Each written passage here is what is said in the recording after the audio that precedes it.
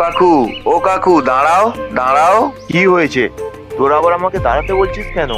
সরস্বতী পুজোর চাঁদা কাকু দাও না। এই নে 50 টাকা।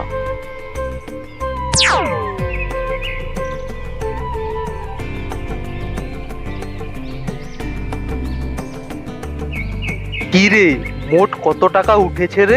মোট 500 টাকা, আরো চাঁদা তুলতে হবে। কাকা চাঁদা দাও, চাঁদা দাও। চাঁদা? চাঁদা আবার কিসের রে? তোমার জন্য মাত্র 50 টাকা। কিন্তু আমার কাছে তো এখন টাকা নেই, কালকে অবশ্যই দিয়ে যাব। তোরা তা নিয়ে কোনো চিন্তা করিস না। ঠিক আছে, তুমি মনে করে দিয়ে যাবে কিন্তু। হ্যাঁ রে, দিয়ে যাব দিয়ে যাব। তোরা তো চিন্তা করছিস কেন?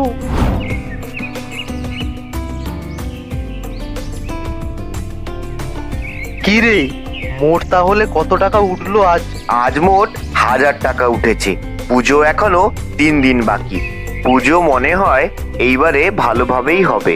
হ্যাঁ ঠিক বলেছিস, এবারে আমাদের ভালোই চাঁদা উঠেছে। চল দেখে আসি প্যান্ডেলের কাজ কতটা এগিয়েছে। হ্যাঁ হ্যাঁ, চল চল দেখে আসি। অনেক সন্ধে হয়ে গেছে, আর চাঁদা কাটবো না। কাল সকাল সকাল আবার আসবো।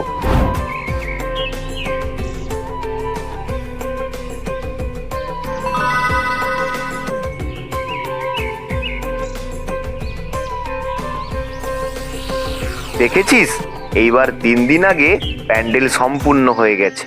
হ্যাঁ ভালো হলো, আগে পুরো কাজ শেষ হয়ে গেছে।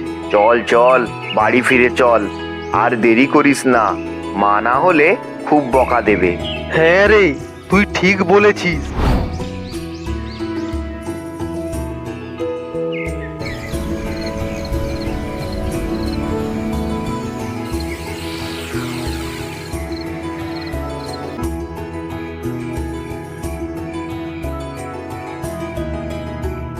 মা, আমি এসে গেছি। কি রে, তোর এই সময় হলো? ঘড়ির দিকে দেখেছিলি কটা বাজে? তুই কোন বেলা চাঁদা কাটতে বেরিয়েছিস আর এখন ফিরলি? বলছি তুই প্যান্ডেলে থেকে যেতে পারতিস, পুরো পুজো কাটিয়ে না হয় ফিরে আসতিস। মা, তুমি না কি মজা করতে পারো। তোর আমার কথা শুনে মনে হচ্ছে আমি মজা করছি। বলছি পড়াশোনাটা কি তুই পুরো ছেড়ে দিয়েছিস, নাকি আর পড়বিই না? মা, সরস্বতী পুজো তো আর কদিন বাকি। আমাকে এই কদিন আর বলো না। ও, এখন বলবি পূজা কদিন বাকি, তারপর বলবি পূজা হচ্ছে তাই পড়বো না। তুই যদি এই রকম করতে থাকিস তোর পড়াশোনা হবে তো? আমি বকছি কি আমার ভালোর জন্য? আমি তোর ভালোর জন্যই তোকে বকছি। ঠিক আছে মা, আমি বুঝতে পেরেছি। তুমি আমার ভালোর জন্যই বলছো। তোমাকে আর বকতে হবে না। আমি পড়তে বসছি।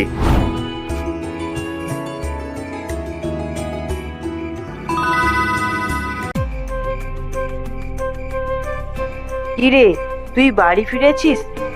আমি জানতাম তুই আসবি না, আমি তো খাবার দিয়ে আসতাম। মা তুমিও না পারো বটে। এত ঠান্ডা আমি কোথায় যাব বলো তো? বাড়ি তো ফিরতেই হবে।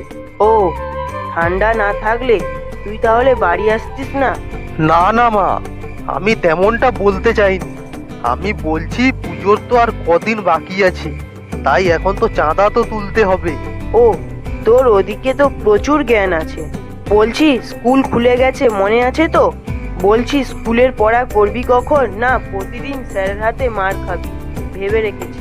এই তো, এবার স্কুলের পড়াগুলো করে নেব, তোমাকে কোনো চিন্তা করতে হবে না। ঠিক আছে, স্কুলের পড়াগুলো কর, না হলে কাল থেকে তোকে আর চাঁদা তুলতে যেতে হবে না। ঠিক আছে মা, আমি এক্ষুনি করে নিচ্ছি।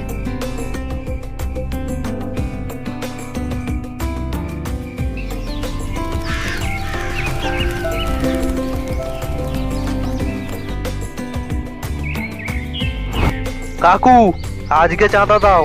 কাকু, তুমি আমাকে বলেছিলে আজকে চাঁদা দেবে, তাহলে দাও। আরে হ্যাঁ রে, অবশ্যই দেব, আমার মনে আছে। পুজোর চাঁদা দেব না তা হয়?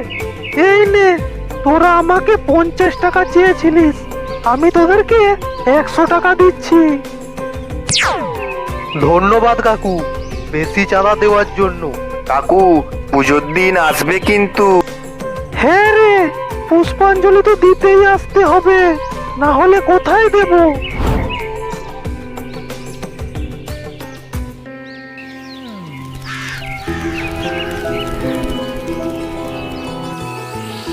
কি মজা কি মজা, আজ পুজো, আজ তাড়াতাড়ি স্নান করে পুষ্পাঞ্জলি দিতে যাই।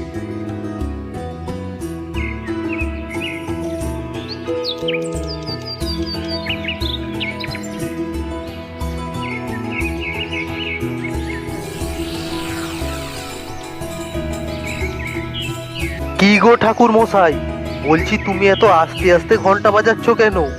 বলছি পুজোতে একটু জোরে জোরে ঘন্টা বাজাও। এর কারণ হলো দান কম, তাই আস্তে আস্তে ঘন্টা বাজছে। দেখেছিস ঠাকুর মশাই সকাল সকাল রেগে আছে। এর কারণটা কি রে? আরে কারণটা বুঝতে পারছিস না? দান বাক্সে ওজন নেই তাই। চল তাহলে একটু মজা করি। শোন সবাই, তোদের বলছি আজ থেকে নতুন নিয়ম, যে বেশি দান করবে তাকে বেশি আশীর্বাদ দেওয়া হবে। বলছি ঠাকুর মশাই, আশীর্বাদটা লিটারে দেবেন না কেজিতে দেবেন? এই এই বেশি কথা নয়। ঠাকুর মশাই আজ শুধু 2 টাকা। এইটুকু? তাহলে শুধু ভালো থাকো। ভালো যাতে লাইট ভার্সেন? ওই ঠাকুর মশাইকে উচিত শিক্ষা দেওয়া দরকার। আজ বুঝিয়ে দেব, ওজন আর মূল্য এক জিনিস না। কিন্তু কিভাবে উচিত শিক্ষা দেব বলতো? আরে আমার কাছে আইডিয়া আছে, তুই শুধু দেখতে থাক। বাবা, আজ আমি বিশাল দান দেব, এই নিন। আহা কত বড়! আর ভারীও। হ্যাঁ, আর খুব ভারীও। বাবা, এত বড় ও ভারী দানের জন্য সব থেকে বড় আশীর্বাদ চাই। হ্যাঁ হ্যাঁ নিশ্চয়ই দেব। তুই আমাকে এত বড় দান দিয়েছিস, আশীর্বাদ না দিলে হয়? তোকে আমি আশীর্বাদ দিচ্ছি, তোর ধন সম্পদ গাড়ি বাড়ি সব হোক। ধন্যবাদ। আমার এত বড় আর এত ভারী দানের জন্য এই আশীর্বাদই ঠিক আছে। ঠিক আছে, তাহলে এবার বাক্সটা খুলে দেখা যাক কত টাকা আছে।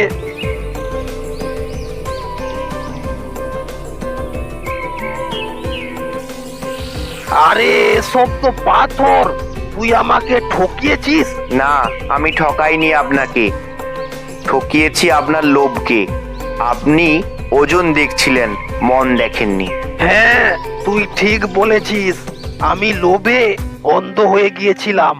আমি আমার ভুল বুঝতে পেরেছি, আমি আর কোনোদিনও লোভ করব না। বুঝলে মানুষ বড় হয়। এই নাও তোমার আশীর্বাদ, তোমার ভালো হোক, ধন সম্পত্তির উন্নতি হোক। ইয়ে